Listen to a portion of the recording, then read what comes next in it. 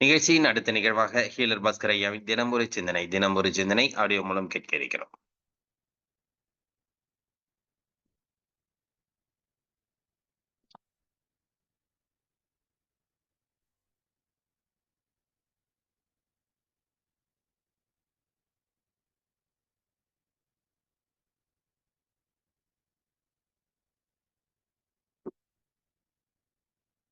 காலை வணக்கம். இன்று நாம் குடிக்கிற தண்ணீரை இயற்கையா எப்படி சுத்தம் பண்றதுன்னு ஒரு நாளைக்கு ஒரு மனிதன் எவ்வளவு தண்ணி குடிக்கணுங்கிறத பார்க்கலாம். தண்ணிய சுத்தம் பண்றதுக்கு நிறைய ஐடியா இருக்கு. மண்பானை, வெட்டி வேறு, கொய்யா மரக்கட்டை, நெல்லிக்காய் மரக்கட்டை, முருங்கை இலை, முருங்கை பூவோட பொடின்னு நிறைய டைப் இருக்கு. அதுல பெஸ்ட் என்ன தெரியுங்களா? தேத்தான் கொட்டை. பல பேர் அந்த மாதிரி ஒரு பேரை கேள்விப்பட்டிருக்கவே மாட்டீங்க. நாட்டு மருந்து கடைக்கு போனீங்கன்னா ஒரு கொட்டை கிடைக்கும். புளியங்கொட்டை மாதிரி இருக்கும், மஞ்சளா இருக்கும். அதுக்கு பேரு தேத்தான் கொட்டைன்னு பேரு. தண்ணியை தேத்துறதுங்க. அந்த கொட்டையை நாட்டு மருந்து கடைக்கு போய் வாங்குங்க. 50 ரூபாய்க்கு இவ்வளவு கிடைக்கும். 2 வருஷம் வச்சுக்கலாம். வாங்கிட்டு வந்துட்டு வீட்டுல ஒரு பெரிய மண்பானை வாங்குங்க. குழா தண்ணி இருக்கு இல்லையா? குழா தண்ணியோ, கிணறு தண்ணியோ, ஆத்தண்ணியோ, எந்த தண்ணி குடிக்கிறீங்களோ மண்பானையில ஃபுல்லா ஊத்திருங்க. அந்த பானையை நிறைச்சிருங்க. நிறைச்சிட்டு ஒரு தேத்தாங்கொட்டையை எடுத்துட்டு போய் அந்த பானை தண்ணிக்குள்ள கையை விடணும். கையை விட்டு அந்த ஓடு இருக்கு இல்லையா, ஓட்டுல உரசணும். ஒரு 50 முறை நல்லா அழுத்தி, 50 முறை வலது பக்கம், 50 முறை இடது பக்கம். தேத்தாங்கொட்டைய மண்பானை தண்ணிக்குள்ள கையை விட்டு அந்த ஓட்டுல உரசணும். இப்படி உரசிட்டு மூடி வச்சிருங்க. நைட்டு காலையில பாருங்களேன், தண்ணியில் இருக்கிற எல்லா கிருமிகளும், உடம்புக்கு தேவையில்லாத குப்பைகளும், பாக்டீரியா, வைரஸ் எல்லாம் கீழே செட்டில் ஆயிருங்க. கண்ணில் பார்த்தா தெரியும். அந்த நைட்டு நீங்க ஊத்தும் போது அந்த தண்ணியில பாத்தீங்கன்னா சாதாரணமா இருக்கும், வெள்ளையா பிளைனா இருக்கும். அந்த தேத்தாங்கொட்டை உரசிட்டு பாருங்க, காலையில கீழே மஞ்சளாவோ பிரவுனாவோ குப்பை குப்பையா இருக்கும். சில நேரத்துல சளி மாதிரி இருக்குங்க. அப்போ நம்ம கண்ணுக்கே தெரியாத தண்ணியில் உள்ள மனித உடம்புக்கு துரோகம் செய்கிற எல்லா குப்பைகளையும் தேத்தான் கொட்டைங்கிற ஒரு அருமையான ஒரு மருந்து நமக்கு ஃபில்டர் பண்ணி கொடுக்குது. காலையில கல்லுப்பு இருக்கு இல்லைங்களா? கல்லுப்பு நல்லா அரைச்சு வச்சுக்குங்க. பொடியா அரைச்சு வச்சுட்டு காலையில கல்லுப்பு கொஞ்சம் அந்த மேல தூவி விடுங்களேன். அது இன்னும் இருக்கிற குப்பையெல்லாம் எடுத்துட்டு வந்து கீழே செட்டில் ஆயிரும். ஒரு 1/2 மணி நேரம் கழிச்சு மேல் தண்ணி குடிக்கலாம், கீழ் தண்ணி குடிக்க கூடாது. நீங்க அப்படியே அழுங்காம மேல் இருக்க தண்ணி எடுத்துட்டு வந்து நீங்க குடிச்சுக்கலாம். அருமையான தண்ணி, சுத்தமான தண்ணி. நீங்க 50,000 ரூபாய் 1,00,000 ரூபாய்க்கு வாட்டர் ஃபில்டர் வாங்கி வச்சிருக்கீங்க இல்லையா? அதெல்லாம் நல்லதே கிடையாது. இது அருமையிலும் அருமை, சிறந்தது, இயற்கையானது, எக்கனாமிக்கலானது, செலவே இல்லாதது. இது பயன்படுத்தலாம். ஒருவேளை அந்த மேல் இருக்கிற தண்ணியை மட்டும் அழுங்காம எடுக்க தெரியலன்னா ஒரு பைப் இருக்கு இல்லையா, ஒரு சின்ன டியூப் வாங்கிட்டு வந்து அந்த பானையில பாதி வரைக்கும் உள்ள முங்குற மாதிரி வச்சுட்டு உறிஞ்சு விட்டுருங்க. பாதி தண்ணியை வேற ஒரு கண்டெய்னர்ல வேற ஒரு டப்பால எடுத்துருங்க. இந்த மீதி தண்ணியை விட்டுருங்க, கீழே கொட்டிருங்க. டெய்லி நைட்டு இன்னைக்கு நமக்கு எத்தனை பானை தண்ணி வேணுமோ அத்தனை பானையை வச்சு தேத்தாங்கொட்டையை உரசி காலையில குடிச்சு பாருங்களேன். கோடி ரூபாய் கொடுத்தாலும் கிடைக்காத மருந்து தேத்தான் கொட்டையில் தேத்திய தண்ணீர். ஏங்க, இப்ப கூட நாட்டுக்கோட்டை செட்டியார்கள், தேவகோட்டை, காரைக்குடி இருக்கு, அந்த ஏரியாலாம் போய் பாருங்க. இப்ப கூட சில பேர் பண்றாங்க. அந்த காலத்துல ஊரணி தண்ணின்னு சொல்லுவாங்க. குடிக்கிற தண்ணி வேணும்னா ஊரணி தண்ணிங்கிற இடத்துல போய் அந்த தண்ணி ஊறுது இல்லைங்களா, அங்க போய் தண்ணி எடுத்துட்டு வந்து இந்த மாதிரி தேத்தி தாங்க தண்ணியை குடிச்சிட்டு இருந்தாங்க. யாரு? நம்ம தாத்தா பாட்டி. எனவே மீண்டும் நாம் பழைய காலத்துக்கு என்ன பண்ணாங்களோ அதை நம்ம செய்யும் பொழுது தண்ணீரை சுத்தம் செய்வது அருமையான ஒரு முறையாக இருக்குது. அதனால இப்ப இருந்து எல்லாருமே தேத்தான் கொட்டையை பயன்படுத்துங்கள். கண்டிப்பாக நாம் தண்ணீரை சுத்தம் செய்து தூய்மையான குடிநீரை குடிக்கலாம். நீங்க போய் நாட்டு மருந்து கடையில தேத்தாங்கொட்டையை கேளுங்க. பல கடையில இல்லம்மாங்க. உடனே விட்டுறாதீங்க, திரும்ப திரும்ப கேளுங்க. இப்பெல்லாம் நல்ல விஷயங்கள்லாம் அழிஞ்சிட்டு வருது. நம்ம என்ன பண்ணணும்? அந்த நாட்டு மருந்து கடையில போய் தேத்தாங்கொட்டை கூட இல்லையா, இது ஒரு கடையா அப்படின்னு கேவலப்படுத்திட்டு ஓடி வந்துடணும். அவங்க என்ன பண்ணுவாங்க? ஏடா திடீர்னு வந்து எல்லாரும் வந்து தேத்தாங்கொட்டை கேட்கறாங்களேன்னு சொல்லி வாங்கி வாங்கி வைப்பாங்க. இப்படிதாங்க நம்ம உருவாக்கணும். இப்ப என்ன பண்ணணும்? நம்ம என்ன பண்ணணும்? எந்த கடைக்கு போனாலும் பாரம்பரிய உணவு, விதைகள் உள்ள காய்கறி பழங்கள் அப்படின்னு கேட்கணும். இல்லைன்னு சொன்னாங்கன்னா அந்த கடையை அவமானப்படுத்திட்டு வாங்க. அப்பதான் அவங்களுக்கு புரியும் நம்ம இந்த மாதிரி மோசமான பொருளை விற்கிறோமான்னு சொல்லி. அவங்க என்ன பண்ணுவாங்க, மோசமான பொருளை எடுத்துட்டு நல்ல பொருளுக்கு மாறுவாங்க. நாம தான் மாத்தணும். எனவே தண்ணீரை தேத்தி குடியுங்கள், அது ஆரோக்கிய தண்ணியாக மாறும். அடுத்தபடியாக, ஒரு நாளைக்கு ஒரு மனிதன் எவ்வளவு லிட்டர் தண்ணி குடிக்கணும்? எல்லாரும் சொல்றாங்க 4 லிட்டருங்கிறாங்க, 5 லிட்டருங்கிறாங்க, 6 லிட்டருங்கிறாங்க. ஏங்க அப்படி எல்லாம் ஒரு கணக்கே கிடையாதுங்க. நீங்க ஒண்ணு பண்ணுங்க, சுவிட்சர்லாந்துல போய் ஒரு நாளைக்கு 6 லிட்டர் தண்ணி குடிங்க. 6 மாசம் கிட்னி கெட்டு போயிடும். ஆமாங்க, அங்கெல்லாம் யாரும் தண்ணியே குடிக்க மாட்டாங்க. குளுக்குளுன்னு இருக்கும். எல்லாம் கிளவுஸ் போட்டிருப்பாங்க, ஷூ மாட்டிருப்பாங்க, சொட்டர் மாட்டிருப்பாங்க. -5 டிகிரி 10 டிகிரி இருக்கும். அங்க போய் எப்படி 8 லிட்டர் தண்ணி குடிக்கிறது? சென்னைக்கு வாங்க, நல்லா வெயில் கொளுத்துது, அங்க ஒரு 8 லிட்டர் 9 லிட்டர் குடிக்கிறோமா? ஒருத்தர் கம்ப்யூட்டர் இன்ஜினியருங்க, குழுக்குள்ள ஏசியில உட்காந்துருக்காரு. அவருக்கு எவ்வளவு தண்ணி வேணும்? அவருக்கு ஒரு 1 லிட்டர் 2 லிட்டர் இருந்தா போதுமா? ஒருத்தர் வெயில்ல வேலை செய்யறாரு, மேசன் வேலை செய்யறாரு, சித்தால வேலை செய்யறாங்க. அவங்களுக்கு அதிகமா தண்ணி வேணுமா? ஏங்க, ஊட்டியில ஒருத்தர் ரோட்ல வேலை செய்யறாரு, அவருக்கு 10 லிட்டரு. சென்னையில ஒருத்தர் ஏசி ரூம்ல உட்காந்துருக்காரு, அவருக்கு 2 லிட்டரு. மாறுதா இல்லையா? புரிஞ்சுக்குங்க, ஒரு மனிதனுக்கு எவ்வளவு தண்ணி வேணுங்கிறது ஒரு கணக்கெல்லாம் கிடையாதுங்க. ஹைட்டு, வெயிட்டு, வயசு, கிளைமேட்டு, ஏசி, நான் ஏசி, ஹியூமிடிட்டி, டெம்பரேச்சர் எல்லாத்தையும் பொறுத்து மாறுங்க. அதனால இனிமேலு தண்ணிக்கெல்லாம் யாரும் அளவு வைக்காங்க. சில பேர் சொல்லுவாங்க நிறைய தண்ணி குடி நல்லா இருப்பேன்னு. நல்லாவே இருக்க மாட்டீங்க. வள்ளுவர் சொல்லியிருக்காரு, மிகினும் குறையினும் நோய் செய்யும். அதிகமானாலும் வியாதி, கம்மியானாலும் வியாதி. அதனால என்ன பண்ணுங்க, இனிமேலு தண்ணிக்கெல்லாம் அளவெல்லாம் பார்க்காதீங்க. நான் சொல்ற மாதிரி குடிங்களேன். எப்ப தாகம் எடுக்குதோ ஆசை தீர குடிங்க, மறுபடியும் தாகம் எடுத்தா குடிங்க. பாருங்க, நீங்க வாட்டுக்கு போயிட்டே இருங்க, வேலை செஞ்சுட்டே இருங்க, திடீர்னு தாகம் எடுக்கும், தண்ணி குடிங்க. எவ்வளவுன்னு சொல்ல மாட்டேன், ஒவ்வொருத்தருக்கு வேற வேற மாதிரி. கூலி வேலை செய்யறவருக்கு தாகம் எடுத்தா 2 சொம்பு, ஒரு ஏசி ரூம்ல உட்காந்துருக்கவங்களுக்கு தாகம் அடிச்சா 1 டம்ளர். மாறுதா இல்லையா? இப்போ நான் சிம்பிளா சொல்றேன், எப்ப தாகம் எடுக்குதோ அப்ப தண்ணி குடிங்க, ஆசை தீர குடிங்க, மறுபடியும் தாகம் எடுத்தா குடிங்க. உதாரணத்துக்கு ஊட்டிக்கு போயிட்டீங்க, 5 முறை தாகம் எடுக்குது, 5 டம்ளர் குடிக்கிறீங்க. இப்போ 5 டம்ளர் ஓகேவா? இன்னைக்கு ஓகே தானே? சென்னை வந்துட்டீங்க, ஒரு 15 முறை தாகம் எடுக்குது, நீங்க ஒவ்வொரு தடவை ஒவ்வொரு லிட்டர் குடிக்கிறீங்க. இன்னைக்கு எவ்வளவு? 15 லிட்டரு. மாறி போச்சா இல்லையா? எனவே தண்ணிக்கெல்லாம் அளவெல்லாம் பார்க்காதீங்க. பல பேர் அப்படிதாங்க, யாரோ சொல்லிட்டாங்கன்னு சொல்லி தண்ணி குடிச்சுக்கிட்டே இருப்பாங்க. அதுவும் நல்லது இல்ல. சில பேர் குடிக்காமயே இருப்பாங்க, அதுவும் நல்லது இல்ல. புரிஞ்சுக்குங்க, எப்பவுமே மிகினும் குறையினும் நோய் செய்யுங்கிற தத்துவத்தை மட்டும் நல்லா மனப்பாடம் பண்ணிக்கங்க. அளவோடு இருந்தால் ஆரோக்கியம், மிகினும் குறையினும் நோய் செய்யும். எனவே இனிமேல் தண்ணியை தேத்தான் கொட்டையில் உரசி குடியுங்கள், அது அருமையான ஆர்கானிக் சுத்தமான சத்துள்ள தண்ணியாக மாறும். அடுத்தது, தண்ணிக்கெல்லாம் அளவெல்லாம் பார்க்காதீங்க. எப்ப தாகம் எடுக்குதோ குடிங்க, ஆசையிர குடிங்க. ஏங்க, ஆடு மாடு நாய் எல்லாம் வந்து கணக்கு போட்டா தண்ணி குடிக்குது, நல்லா தாங்க இருக்குது. நம்ம தாங்க மனுஷன் தாங்க எதுக்கு எடுத்தாலும் கணக்குங்க. அதனால தேத்தாங்கொட்டையில உரசி தாகம் எடுத்தா ஆசையிர தண்ணி குடிச்சீங்கன்னா அந்த தண்ணி நமக்கு மருந்தாக வேலை செய்யும். நாம் பல வருடம் ஆரோக்கியமாக நிம்மதியாக வாழலாம். வாழ்வோம் ஆரோக்கியமாக.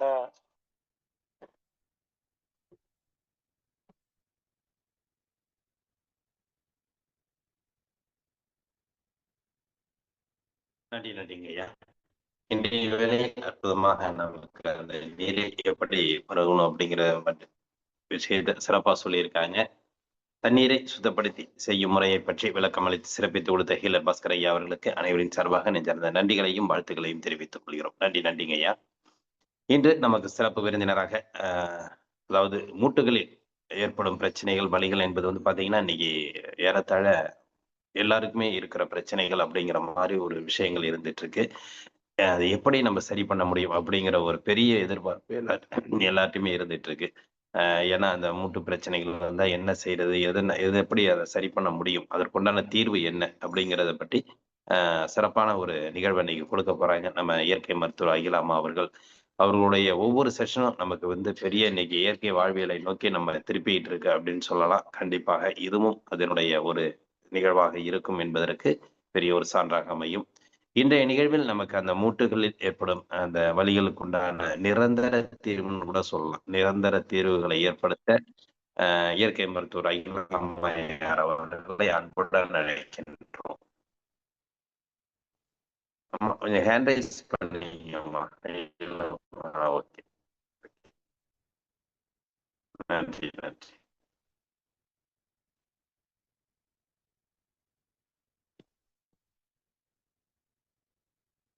ஓகே, நன்றிங்க.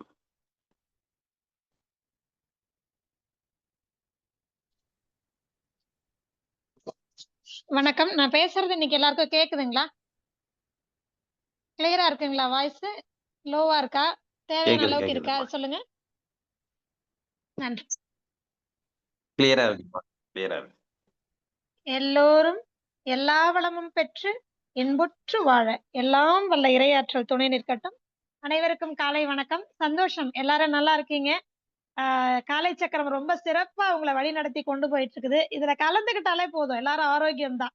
அதுல எந்த ஒரு சந்தேகமும் கிடையாது. நான் தான் ரொம்ப மிஸ் பண்றேன். நானும் ஒவ்வொரு நாளும் கிளாஸ் எல்லாம் ஜாயின் பண்ணணும், அட்டன் பண்ணணும், நிறைய விஷயங்கள் கத்துக்கணும்னு நினைக்கிறேன். அது இனிமே கொஞ்சம் ஆரம்பிக்கணும், தொடங்கணும்னு இருக்கேன். ரொம்ப சந்தோஷம் உங்களை எல்லாம் பார்க்கும்போது. நான் திரும்ப திரும்ப நான் எப்போதும் சொல்றது, நீங்க எல்லாம் தான் உண்மையாலுமே கொடுத்து வச்சவங்க, புண்ணியம் பண்ணவங்க. எல்லா கிளாஸையும் அட்டன் பண்ணி பெரிய சகலகலா வல்லர்களா ஆயிட்டு இருக்கிறீங்க எல்லாரும். ரொம்ப வாழ்த்துக்கள் அனைவருக்கும்.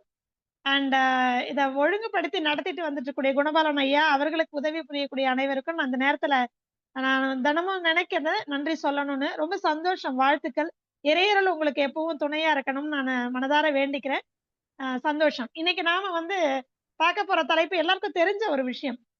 ஆனா ஐயா சொன்ன மாதிரி இது ஒரு நிரந்தர தீர்வு வேணும் இல்லையா? எப்பவுமே இதை பத்தி திரும்ப திரும்ப நம்ம பேசிட்டே இருக்கக்கூடாது. ஒரு மூட்டு வலி அப்படின்னு சொன்னா நமக்கு வந்து எப்பவுமே நம்ம டெம்பரவரி ரிலீஃப் அப்படின்னு தான் நினைக்கிறோம். ஆனா அதுக்கு முழுமையான தீர்வு வேணும் இல்லையா? அதை நோக்கி நாம இன்னைக்கு வந்து கருத்துக்களை சிந்திப்போம். முதலாவது, மூட்டுகள் அப்படின்னு சொன்னாலே ஒவ்வொரு ஜாயின்ஸ். மூட்டு வலின்னோடனே நம்ம என்ன நினைச்சுப்போம்னா முட்டி வலி, இல்ல கால் முழங்கால் வலி தான் மூட்டு வலி, அப்படி கிடையாது. அதனாலதான் நான் மூட்டு வலி அப்படின்னு நான் தெளிவா கொடுத்திருந்தேன்.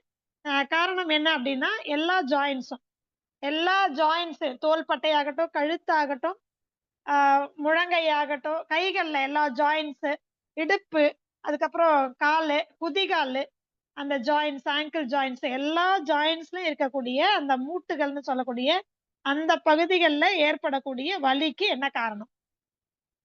நாம நினைச்சிட்டு இருக்கிறோம் இல்லைங்களா, எலும்புல சத்து குறைபாடு ஒண்ணுதான் காரணம், எலும்புல தேய்மானம் அப்படின்னு நினைக்கிறோம்ல. சரி, அதற்கு ஆணி வேற என்னன்னு தெரியுமா உங்களுக்கு? மிக முக்கியமானது. இன்னைக்கு ரொம்ப நல்ல டாபிக். ஐயா இன்னைக்கு ஈழர் பாஸ்கர் ஐயாவோட அந்த பதிவும் கொடுத்திருந்தாங்க. தண்ணீர் தான் முக்கியமான காரணம். என்ன இப்படி சொல்லிட்டீங்க? ஆமா, உண்மைதான். காரணம் என்னன்னா, உடலில் ரத்த ஓட்டம், அதன் மூலமாக தான் உங்களுக்கு சத்துக்கள் எல்லா பகுதிகளுக்கும், உச்சந்தலையில இருந்து உள்ளங்கால் வரைக்கும் உங்களுக்கு நீங்க சாப்பிடக்கூடிய உணவுகள்ல இருந்து சுண்ணாம்பு சத்தாகட்டும், இரும்பு சத்தாகட்டும், புரதச்சத்தாகட்டும், கார்போஹைட்ரேட், கொலஸ்ட்ரால் எல்லாமே ரத்தத்தின் மூலமாக தான் ஒவ்வொரு செல்களுக்கும், ஒவ்வொரு முட்டிகளுக்கும், எலும்புகளுக்கும் போய் சேருது இல்லைங்களா? அப்ப ரத்த ஓட்டம் முதலாவது சரியாக இருக்கணும். சரி, அது மட்டும் காரணமா? தண்ணீர் இன்னொரு விதத்துல காரணம். என்ன அப்படின்னா, தண்ணீரில் தான் நமக்கு தேவையான, நம் எலும்புகளுக்கு தேவையான அனைத்து தாது உப்புக்களும் கிடைக்குது. அல்லது தண்ணீரை எடுத்துக்கொண்டு வளரக்கூடிய காய்கறிகள், அதாவது செடிகள், மரங்கள், அதுல கிடைக்கக்கூடிய காய்கறிகள், பழங்கள், கீரைகள், இவைகள் மூலமா அந்த நீர் சத்து, தாது உப்புக்கள் கிரகிக்கப்பட்டு நாம அதை உட்கொள்ளும் பொழுது நமக்கு கிடைக்குது. புரியுதுங்களா? அப்ப முதலாவது காரணம் என்னன்னா, நீங்க குடிக்கக்கூடிய தண்ணீர் பூமியிலிருந்து அப்படியே எடுத்து சாதாரணமா ஒரு இயற்கையில வடிகட்டி நீங்க குடிக்கிறீங்க அப்படின்னு சொன்னா அது உண்மையாலுமே ஒரு மருந்து. அதை குடிக்கிற முறையில குடிக்கணும். எப்பவுமே நம்ம சொல்றது உண்டு, நம்மளுடைய உமிழ்நீர்ல கலக்கணும். அங்கதான் என்ட்ரி பாஸ். அங்க வாங்கணும். நாக்குல இருக்கக்கூடிய சுவை நரம்புகள் எல்லாத்துலயும் படணும், உதடுகள்ல படணும், பற்களில படணும், பல் ஈறுகளுக்குள்ள போகணும். அப்படின்னா என்ன பண்ணணும்? ரொம்ப சிம்பிள். பாஸ்கரையா சொன்ன விஷயம்தான். கொப்பளிச்சு 2, 3, 4 முறையா கொஞ்சம் கொஞ்சமா அதை உள்ள எடுக்கணும். அப்போ நாக்குல வந்து தண்ணீருடைய சுவை வந்து பதிவாகணும். அதனுடைய pH நம்ம உடலுக்கு தகுந்த மாதிரி மாறணும். நீங்க குடிக்கிற தண்ணியில எவ்வளவு pH இருக்குங்கிறத பத்தி கவலைப்படாதீங்க. குடிக்கிற முறையில குடிச்சீங்கன்னா அது அமில நீராகவோ அல்லது கார நீராகவோ இல்லாமல் நியூட்ரலைஸ் ஆயிடு உங்களுக்கு உள்ள போகும். அதுக்குதான் அற்புதமான ஒண்ணு நம்ம கடவுள் கொடுத்தது, உமிழ்நீர்னு ஒண்ணு கொடுத்திருக்காங்க. அது போதும். அதுவே உங்களுடைய நீரினுடைய தன்மையை பாதகம் இல்லாமல் மாற்றி உங்களுக்குள்ள கொடுத்துரும்.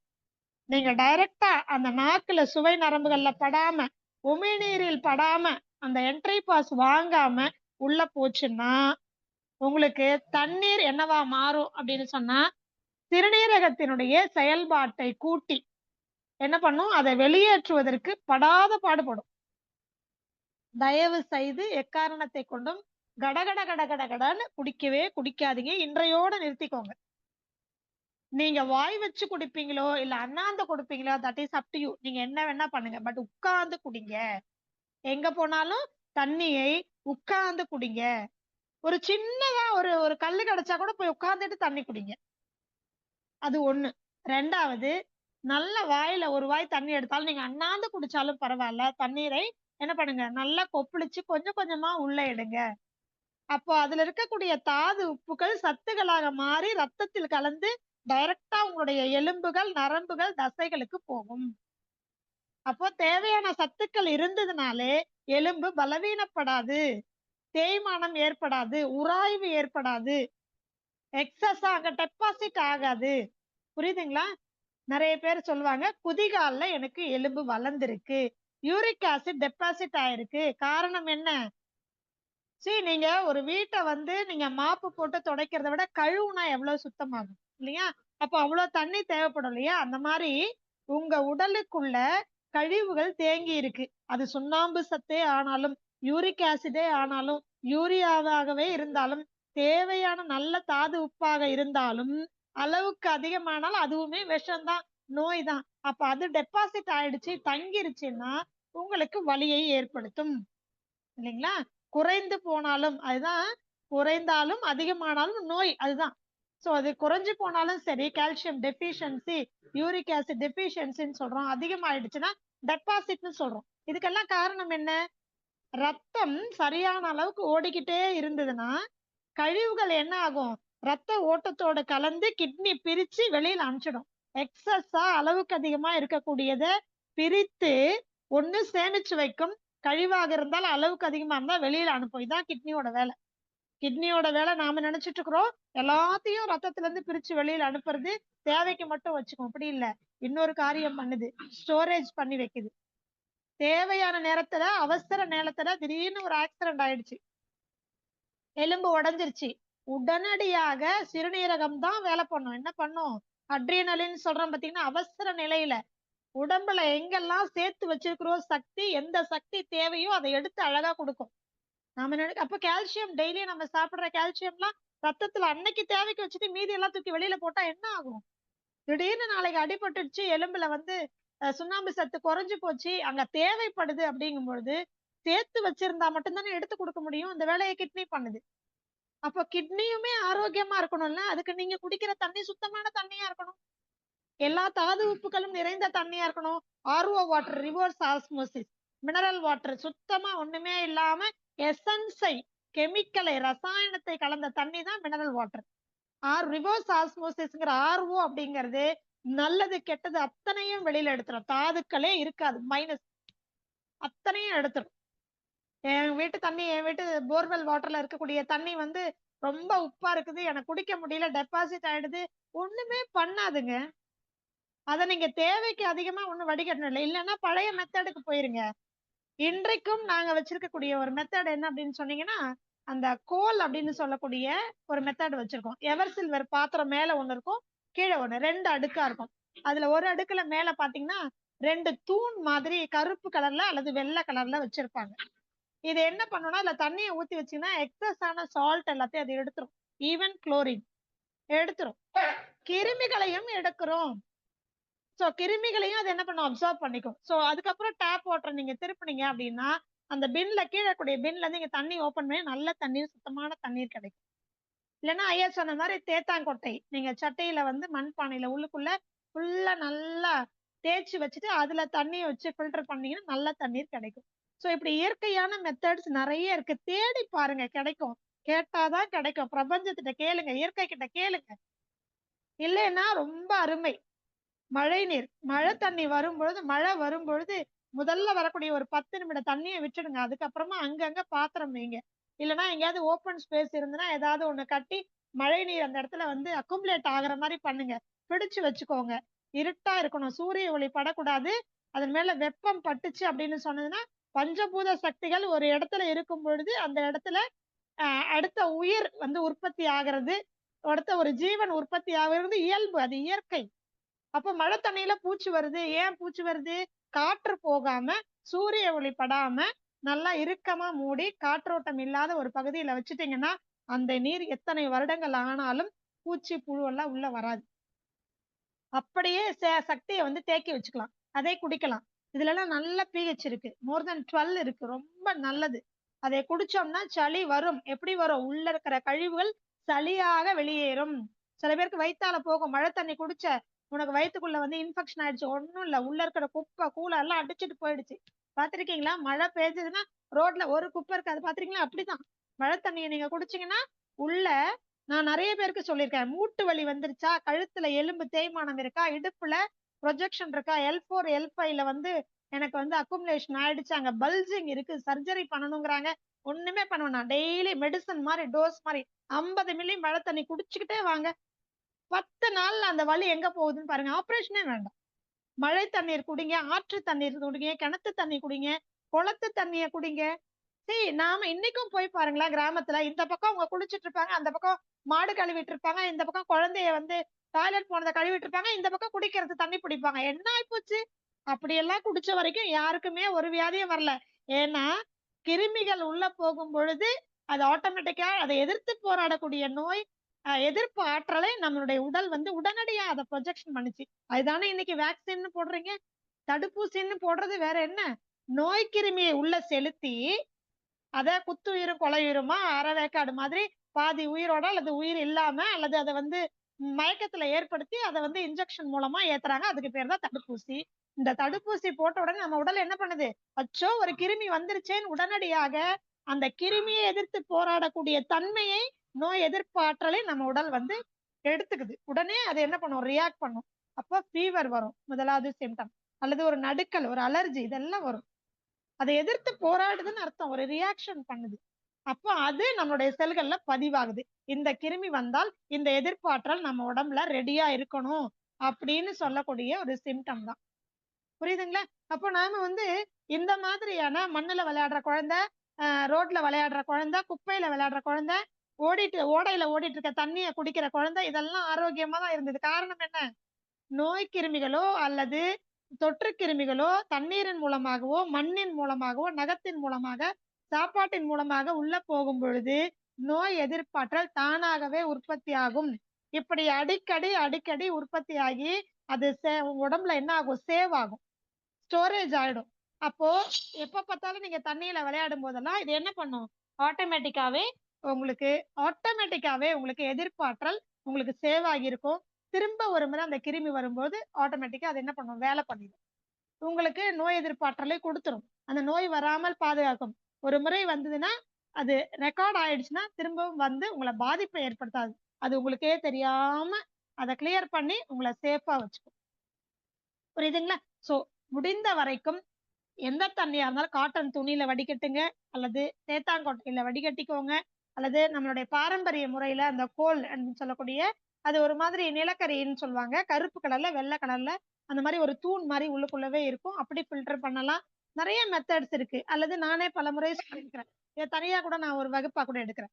ஏற்கனவே நான் சொல்லியிருக்கிறேன், இதை பத்தி நம்ம வந்து வெட்டி வேறு, மணல், கூழாங்கல்லு, இதையெல்லாம் போட்டு இதெல்லாத்தையும் போட்டு கூட கரித்துண்டு இதெல்லாம் போட்டு லேயரா போட்டு ஃபில்டர் பண்ற மெத்தட் நாங்க பல ஸ்கூல்ஸ்ல எல்லாம் ப்ரொமோட் பண்ணிட்டு இருக்கிறோம். அதுல எல்லாம் வந்து நிறைய ட்ரைனிங் கொடுத்துருக்கோம். அப்படியெல்லாம் வடிகட்டுற தண்ணி pH நல்லா இருக்கும். எப்படிப்பட்ட உப்பு தண்ணி கரைசலா இருந்தாலும் அதை வந்து மாத்திடும், குடிக்கிற தண்ணியா மாத்தக்கூடியது. இதெல்லாம் நம்மளுடைய நேச்சுரல் மெத்தட்ஸ், சரிங்களா? நம்மளுடைய பாரம்பரிய முறைகள், இதையெல்லாம் ஃபாலோ பண்ணா போதும். சோ இதனால நமக்கு என்ன கிடைக்கும்?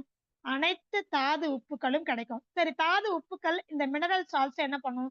எலும்புகளுக்கு பலத்தை கொடுக்கும். சரி, இது ஒரு வழி. இது நீங்க குடிக்க வேண்டிய தண்ணீரின் மூலமாக எலும்புகளுக்கு பலம் கிடைக்கும், ரத்த ஓட்டம் சீரா இருக்கும். புரியுதுங்களா? அப்போ எலும்புகளில் முட்டுகளில் வலி இருந்தாலும் ஆபரேஷன் பண்ற அளவுக்கு உங்களுக்கு இடுப்பு எலும்புலையோ முதுகெலும்புலையோ அல்லது கழுத்து எலும்புலையோ அல்லது முட்டிகளையோ இருந்தால் கூட சரி செய்துவிடும். இது ஒண்ணு. இரண்டாவது காரணம், தசைகள் பலவீனமாக இருந்தால், மசில்ஸ் வீக்கா இருந்தா. எக்ஸாம்பிள், இப்போ நம்ம வெறும் எலும்பா இருக்கோம்னு வைங்களேன், நமக்கு மேல மசில்ஸ் எல்லாம், தசைகள்லாம் இல்ல, தோலெல்லாம் இல்ல, எப்படி இருக்கும்? எலும்பு கூடு பார்க்கவே பயமா இருக்கும் இல்லையா? சோ இந்த எலும்புகளை எல்லாத்தையும் பிடிச்சு வச்சிருக்கக்கூடியது எதுன்னு சொன்னா தசைகள், தசை நார்கள் தான். அதாவது மசில்ஸ் அண்ட் டெண்டான்ஸ் சொல்லுவோம், லிகமெண்ட்ஸ்னு சொல்லுவோம். சரிங்களா? சோ தசைகள், தசை நார்கள் தான் என்ன பண்ணிருக்குன்னா நம்மளுடைய ஒவ்வொரு எலும்புகளையும் மொத்தமா உடம்பு ஃபுல்லா இருக்கக்கூடிய எலும்புகள் அத்தனையும் இறுக்கி பிடிச்சிட்டு ஒரு ஃபார்மேஷன் கொடுக்குது. சோ அதன் மூலமாக தான் ரத்த குழாய்கள் போகுது, அதுலதான் ரத்த ஓட்டம் போகுது, அதன் மூலமா தான் எலும்புக்கு போகுது. சோ அப்ப மேல இருக்கிறது யாரு? அதை இறுக்கி பிடிச்சது யாரு? அவங்க லூஸ் ஆகி பலவீனமாயி வீக் ஆகி அந்த தசைகள் வந்து பலம் இழந்து போயிடுச்சுன்னா, லூஸ் ஆயிடுச்சுன்னா என்ன ஆகும் தெரியுங்களா? எலும்புகள் டைட்டா பிடிக்காம இருந்தா இந்த 2 எலும்புகளுக்கு இடையில என்ன ஆகும்? நீங்க நடக்கும் போது, ஓடும் பொழுது, வேலை செய்யும் பொழுதுலாம் என்ன ஆகும்? இது இப்படி உரசும். இப்படி உரசதான் என்ன ஆகும்? கரக்குன்னு சவுண்ட் கேட்கும். கடக்குன்னு ஒரு முட்டியில ஒரு ஜாயின்ஸ்ல ஒரு சவுண்ட் கேட்கும். பாத்திருக்கீங்களா? கரன்னு சவுண்ட் கேட்கும், படக்குன்னு சவுண்ட் கேட்கும். உடனே டாக்டர்கிட்ட போவீங்க, அவங்க என்ன சொல்வாங்க? முட்டி தேஞ்சு போச்சு, எலும்பு உரசுது. அப்படின்னா என்னத்தம்? இடையில இருக்கக்கூடிய லிகமெண்ட் போயிடுச்சு, தசைகள் பலவீனம் ஆயிடுச்சு, இறுக்கி பிடிச்ச தசை நார்கள் வீக் ஆயிடுச்சு. அப்ப நீங்க பாதுகாக்க வேண்டியது யாரு? எலும்புல சத்து இருக்கும், தாது உப்புக்கள் இருக்கும், ஆனா தசைகள் மசில்ஸ் வீக்கா இருக்கும். மசில்ஸ் சொல்லக்கூடிய அந்த தசை நார்கள் அதனுடைய இறுக்கமும் அது வளைந்து கொடுக்கக்கூடிய அந்த பிளெக்சிபிலிட்டி போயிருக்கும், இறுகி போயிருக்கும். ரெண்டுமே ஆகும், இறுகியும் போலாம், வீக்காவும் ஆகலாம். ரெண்டுமே பிரச்சனை தானே. ஏன்னா எலும்புகளை வந்து பிடிச்சிட்டு இருக்குது, அது லூஸ் ஆயிடுச்சுன்னா விட்டுடும். அப்ப என்ன ஆயிடும்? இந்த இடத்துல இருந்து இருக்க வந்து இப்படி விலகி போயிடும். இதுதான் நம்ம என்ன சொல்றோம்னா பல்ஜிங் ஆயிடுச்சு, அல்லது முட்டி விலகிடுச்சு, கை இறங்கிருச்சு இல்லையா, கழுத்து எலும்பு தேஞ்சிருச்சு, இப்படிலாம் சொல்றோம்ல. லிகமெண்ட் வந்து டேர் ஆயிடுச்சு. இதுக்கெல்லாம் என்ன காரணம்? தசைகள், தசை நார்கள், லிகமெண்ட்ஸ் வீக்னஸ். அப்போ அந்த தசைகளுக்கு, மசில்ஸுக்கும் டெண்டான்ஸ்க்கும் லிகமெண்ட்ஸ்க்கும் நீங்க என்ன கொடுக்கணும்? புரதச்சத்து கொடுக்கணும். புரதச்சத்து என்ன? புரோட்டீன்ஸ். எப்பவுமே நாம என்ன நினைச்சுக்கிறோம்னா கிட்னி பேஷண்ட் மாதிரி உப்பு கம்மியாவே எப்பவுமே போட்டுக்கணும். 45 வயசு ஆயிடுச்சா உப்பு கம்மியா தான் சாப்பிடணும். தவறான புரிதல். ஏன்னா தேவையான அளவுக்கு உப்பு சத்து, தாது உப்புக்கள் இருந்தா மட்டும்தான் புரதச்சத்து உங்க உடம்புல தேவையான அளவுக்கு சேரும். புரதச்சத்து என்ன? புரோட்டீன், அல்புமின், குளோபுலின் சொல்லக்கூடிய இந்த புரதச்சத்துக்கள் நிறைய இருக்கு. இந்த புரதச்சத்துக்கள், புரோட்டீன்ஸ் உங்க உடம்புல தேவையான அளவுக்கு சேரணும் அப்படின்னு சொன்னா உப்பு, தாது உப்புக்கள் நமக்கு தேவையான அளவுக்கு வேணும். 2வது என்ன வேணும்னா வைட்டமின் சி வேணும். 3வது வைட்டமின் டி வேணும். 4வது வைட்டமின் B12 வேணும். புரியுதுங்களா? அப்ப எல்லா சத்துக்களும் இருந்தாதான் புரதச்சத்து உங்க தசைகள்ல போய் சேரும். சோ வைட்டமின் சி வேணும். எதெல்லாம் சிட்ரஸ் ஃப்ரூட்ஸோ, புளிப்பு சுவையுள்ள பழங்களில் இருப்பது வைட்டமின் சி. சூரிய ஒளி உங்க உடலில் படும் பொழுது நம்ம தோல் உற்பத்தி செய்யக்கூடிய ஒரு வைட்டமினுக்கு பேரு வைட்டமின் டி. நீங்க சாப்பிடக்கூடிய அரிசியில பாலிஷ் பண்ணாம தவிடோட இருந்தா அந்த அரிசியை நீங்க சமைச்சு சாப்பிட்டீங்கன்னா அதுல இருந்து கிடைக்கக்கூடியது வைட்டமின் B12. சோ இப்படித்தான் உங்களுடைய உணவை நீங்க சாப்பிடணும்.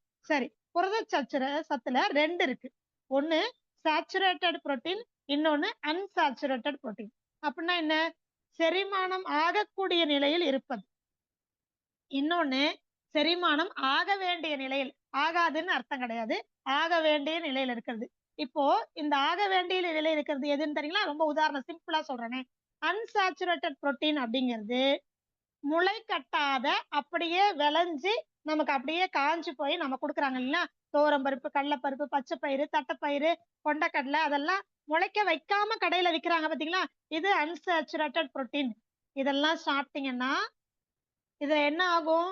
முளைச்சு நமக்கு கிடைச்சிருச்சு, ஆனா காய வச்சு என்ன பண்ணிட்டோம்? அது முளைச்சு நம்ம கைக்கு பருப்பா வந்துருச்சு. இதை நீங்க சாப்பிட்டீங்கன்னா இதுல கொஞ்சம் வாயுனுடைய பரிமாற்றம், கேஸ் உற்பத்தி ஆகும். ஏன்னு சொன்னா அதுல என்ன மைனஸ்? முளைப்பு தன்மை இல்லாம இருக்கு. இப்ப இது ஒரு விதையாக மாறணும், அப்ப இதுல ஒரு நார்ச்சத்து உற்பத்தி ஆகணும். அப்படி இருந்ததுன்னா நமக்கு என்ன ஆகும்? கேஸ் ஃபார்மேஷன் வராது, முளைப்பு தன்மை வரணும். அது எது? முளை கட்டிய தானியங்கள். சோ எல்லா தானியங்களையும் எதையெல்லாம் உங்களால முளைக்க வைக்க முடியுமோ எல்லாத்தையும் முளைக்க வச்சு வெயில்ல காய வச்சு எடுத்து வச்சுக்கோங்க. இது உங்களுக்கு சாச்சுரேட்டட் புரோட்டீன். இந்த புரதச்சத்து நீங்க சாப்பிட்டீங்கன்னா செரிமானம் இயல்பாக எளிமையாக நடக்கும். இது உங்க உடம்புல எங்கேயுமே டெபாசிட் ஆகாது. சிறுநீரகம் தேவையை மட்டும் உடம்பு கொடுத்துட்டு மீதி அப்படியே என்ன பண்ணும், ஸ்டோரேஜ் பண்ணி வைக்கும். தேவையில்லாம உபத்திரவங்களை ஏற்படுத்தாது. புரியுதுங்களா? சோ இது சேச்சுரேட்டட் புரோட்டீன். அன்சாச்சுரேட்டட் புரோட்டீன் நீங்க சாப்பிடக்கூடிய முளைக்க வைக்காத தானியங்கள் செரிமானமே முதல்ல ஆகிறதுக்கு ரொம்ப சிரமம் கொடுக்கும். அப்படி இல்லைன்னா நாம இப்படி உட்கார்ந்து உட்கார்ந்து கதை பேசி உட்கார்ந்து உட்கார்ந்து வேலை பண்ணி எந்த வேலை வெட்டியும் செய்யாம எந்த ஜாயின்ஸ்க்கும் வேலை கொடுக்காம அப்படியே உட்கார்ந்துட்டு இருந்தோம் பொம்மை மாதிரின்னு சொன்னா அங்கங்க டெபாசிட் ஆகி என்ன பண்ணும், உடம்பு பொதன்னு ஆயிடும். அன்சாச்சுரேட்டட் புரோட்டீன் நிறைய பேர் நினைக்கிறாங்க கொழுப்புல கெட்ட கொழுப்பு இருக்குது, கரையாத கொழுப்பு இருக்குது, இந்த கொழுப்புனாலதான் உடம்பு வருது. கிடையவே கிடையாது. இந்த அன்சாச்சுரேட்டட் புரோட்டீன் சொல்றது முதல்ல செரிமானம் ஆகாது. செரிமானம் ஆகாமல் உடம்புல பதிவாயிடுச்சுன்னா அந்த வெயிட்டை குறைக்கவே முடியாது. இதுதான் பல பேருக்கு பிரச்சனை. அதுதான் அளவுக்கு அதிகமான வெயிட்டை கொடுக்கும். கொழுப்பை காட்டிலும் தேவையில்லாத புரதச்சத்து உடம்புல சேர்ந்துருச்சுன்னா வெயிட் கின்னு இருக்கும், கரைக்கவே முடியாது. 2 முட்டியும் வீணா போயிடும், 2 முட்டியும் வலி எடுத்துக்கும், ரொம்ப ப்ராப்ளம் கொடுக்கும், நம்ம உடம்பே கனமா இருக்கும். இதெல்லாம் புரதச்சத்து, வேண்டாத புரதம், அன்சாச்சுரேட்டட் புரோட்டீனால வருது. தயவு செய்து அதையெல்லாம் கொஞ்சம் கம்மி பண்ணிக்கிட்டு முளை கட்டிய தானியங்களை அப்படி சாப்பிட்டு பழகுங்க, ரொம்ப நல்லது. அந்த காலத்துல எப்பவுமே நம்மளுடைய பாட்டிமார்கள் என்ன பண்ணுவாங்க, செம்மண்ணுல துவரம் பருப்பு என்ன பண்ணுவாங்க, கட்டி வச்சு முளைக்க வச்சு அதை அப்படியே வெயில்ல காய வச்சு என்ன பண்ணுவாங்க, அதுக்கப்புறம் தான் உடைச்சு தேவைக்கு எடுத்து சமைச்சு சாப்பிடுவாங்க. இப்பெல்லாம் ஏதோ கொழுப்பெல்லாம் தடவிதான் துவரம் பருப்பெல்லாம் வருது. அதனால ரொம்ப கவனமா இருங்க. முளை கட்டிய தானியங்களை பச்சையாக சாப்பிடுவது நம்முடைய தசைகள், மசில்ஸ், டெண்டான்ஸ், லிகமெண்ட்ஸுக்கு ரொம்ப ரொம்ப ரொம்ப நல்லது. சோ முட்டி வலி இருக்கிறவங்களுக்கு நிரந்தர தீர்வு அப்படின்னு சொன்னா நம்ம எதெல்லாம் சொல்லலாம் அப்படின்னா, குடிக்கிற தண்ணீர் சுத்தமான தண்ணீரா இருக்கணும், தாது உப்புக்கள் கிடைக்கணும். சரிங்களா? இரண்டாவது, சேச்சுரேட்டட் புரோட்டீன் சொல்லக்கூடிய முளை கட்டிய தானியங்களை தினமும் ஒரு கைப்பிடியாவது எடுத்துக்கணும். நீங்க அப்படியே ஒரு பெருசா எடுத்து ஒரு பாத்திரம் ஃபுல்லா எடுத்து முளைக்க வச்சு நான் இன்னைக்கு சாப்பிட்டே ஆகணும் அப்படின்லாம் ஓவரா வெஞ்சன்ஸ் எல்லாம் வைக்காதீங்க. புரியுதுங்களா? நம்மளுடைய உடம்பு நம்ம நாக்குக்கு அந்த சுவை பிடிக்கணும். தேவை இருக்கும் பட்சத்துல நீங்க 4 பருப்பு சாப்பிட்டாலும் போதும், 4 கடலை சாப்பிட்டாலும் போதும், பச்சைப்பயிறு 4 சாப்பிட்டாலும் போதும். எடுத்த உடனே ஒரு பவுல் ஃபுல்லா கொட்டி வச்சு நான் முளைக்க வச்சு நான் இன்னைக்கே முட்டி வலியை சரி பண்றேன், தயவு செய்து பண்ணாதீங்க. புரியுதுங்களா? சோ நான் தண்ணி குடிக்க சொன்ன மாதிரிதான் இந்த தானியங்களையும் சாப்பிடணும். கொஞ்சம் கொஞ்சமா வாயில எடுத்து போட்டு கண்ணை மூடி தவம் பண்ற மாதிரி ரசிச்சு ருசிச்சு அந்த சுவையை உணர்ந்து அது ஒவ்வொரு முட்டிகளுக்கும் ஒவ்வொரு ஜாயின்ஸ்க்கும் போகுதுங்கிறத நினைச்சுக்கிட்டே சாப்பிடுங்க. இதுதான் மருந்து, இதான் செல்ஃப் ஹீலிங். நான் எப்பவுமே சொல்றது உண்டு, நீங்க எதை சாப்பிட்டாலும் ஒரு பிரச்சனை உங்க உடம்புல இருக்குது அப்படின்னு சொன்னா அதை சாப்பிடும் பொழுதே, நீங்க சாப்பிடுறது எதுவானாலும் பரவாயில்ல, அது உள்ள போகும் பொழுதே உள்ள போய் உங்க முட்டிகள்ல உங்க பிரச்சனைகள்ல வெளியில அப்படியே தள்ளிட்டு போகுது, அதுக்கப்புறம் நல்ல சத்துக்களை கொடுக்குது அப்படின்னு நினைச்சுக்கிட்டே சாப்பிடுங்க. அவ்வளவுதான், வேற ஒண்ணுமே வேண்டாம். சரிங்களா? சோ இது மாதிரி சேச்சுரேட்டட் புரோட்டீன் எடுத்துக்கோங்க. அண்ட் நிறைய பேர் கேக்குறீங்க, எனக்கு பாதாம் முந்திரியில சாப்பிடலாமா? தாராளமா சாப்பிடலாம். பாதாம் எல்லாம் நீங்க தண்ணியில ஊற வச்சு சாப்பிட்டா போதுமானது, முளைப்பு தன்மை வந்துடும். அண்ட் முந்திரி எல்லாம் வறுத்து தான் வருது உங்களுக்கு. சரிங்களா? பச்சை முந்திரி வந்துச்சு அப்படின்னா, முந்திரி பழத்தோட வந்தாதான் நீங்க அது முளைப்பு தன்மையோட அதை உடைச்சு எடுத்துடுறாங்க, அதுல தோல்ல இருந்து எடுத்துடுறாங்க. தோல் எடுத்துட்டாலே நமக்கு என்ன முளைப்பு தன்மை வராது, அது உங்க எல்லாருக்குமே தெரியும். சரிங்களா? அதனால நீங்க பாதாம் எல்லாம் சும்மா தண்ணியில ஊற வச்சு சாப்பிட்டாலே போதுமானது. அண்ட் இதுக்காக முந்திரி பாதாம் எல்லாம் சாப்பிடணும்னா அவசியமே இல்லை, அவசியமே இல்லை. இதை விட நீங்க தேட வேண்டிய ஒரு விஷயம் இன்னைக்கு நான் சொல்றேன், தெளிவா கேட்டுக்கோங்க. யாராவது இந்த வகுப்பு அட்டன் பண்றவங்க கூட நாட்டு நிலக்கடலை உங்களுடைய தோட்டத்திலேயோ உங்களுக்கு பக்கத்துல இருக்கவங்கள யாரோ விளைய வைக்கிறாங்க அப்படின்னா தயவு செய்து எல்லாருக்கும் உதவி பண்ணுங்க. நாட்டு நிலக்கடலையை இயற்கை முறையில விவசாயம் செய்யக்கூடியவர்களுடைய கான்டாக்ட் நம்பர் இருந்தா போஸ்ட் பண்ணுங்க. ஏன்னா இந்த ஒண்ணு போதும், உங்களுடைய மூட்டு வலி, இடுப்பு வலி, ஹார்ட் அட்டாக், கொலஸ்ட்ரால், அளவுக்கு அதிகமான கெட்ட கொழுப்பினுடைய படிமானம், மூளையில ரத்த கட்டி, ஸ்ட்ரோக் வந்துருச்சு, பேரலைட்டிக் வந்துருச்சு, அந்த மாதிரி உடம்புல கட்டிகள் இருக்கு, கேன்சர், எல்லாத்துக்குமே அற்புதமான மருந்து நம்மளுடைய நிலக்கடலை. நம்மளுடைய பயிறு வகையில ஒண்ணு நாட்டு நிலக்கடலை. அது சின்னதா இருக்கும், கொடிக்கல்லன்னு சொல்லுவாங்க, சின்ன சின்னதா தோல் சுருங்கி இருக்கும், அதுதான் நாட்டு நிலக்கடலை. இன்னைக்கு நாம பார்த்துட்டு கூடிய மலாட்டன்னு சொல்லக்கூடிய கடலை வேர்க்கடலை, நிலக்கடலை அப்படிங்கிறது உண்மையிலேயே அது ஒரிஜினல் கிடையாது. அது மரபணு மாற்றப்பட்ட ஹைபிரிட் கடலை. பட்டாணியும் நிலக்கடலையும் சேர்ந்தது. அதனாலதான் வடிவத்திலேயும் பெருசா இருக்கு. அதனாலதான் கடலெண்ணெயில நீங்க வீட்டுல செக்கு எண்ணெய் கடலை எண்ணெயில நீங்க ஏதாவது பொரிச்சு சாப்பிட்டா கூட தலை சுத்தல் வருவதற்கு காரணம் அதுதான். நாட்டு நிலக்கடலை பருப்புல நீங்க வந்து எண்ணெய் செக்கு ஆட்டி நீங்க எண்ணெயில பொரிச்சு சாப்பிட்டீங்கன்னா அது நல்ல கொழுப்பு, நல்ல புரதம் இது கிடைக்கும். ஆனால் நீங்க இன்னைக்கு கடையில விற்கக்கூடிய கடலையில தான் இன்னைக்கு அந்த பட்டாணி கடலைன்னு சொல்லக்கூடிய ஹைபிரிட் நிலக்கடையில தான் இன்னைக்கு செக்கு எண்ணெயும் கிடைக்குது. அந்த செக்கு எண்ணெயில நீங்க எது பொரிச்சு சாப்பிட்டாலும் தலை சுற்றல் வரும், மயக்கம் வரும், நெஞ்சு கரிக்கும். கடலை பருப்பி சாப்பிட்டா நிறைய பேர் என்கிட்ட சொல்றாங்க, கடலை மிட்டாய் சாப்பிட்டா எனக்கு நெஞ்சு கரிக்குது. காரணம் அந்த கடலை ஹைபிரிட் கடலை, நாட்டு நிலக்கடலை கிடையாது. புரியுதுங்களா? சோ இத வந்து எல்லாருக்கும் நீங்க சொல்லலாம்.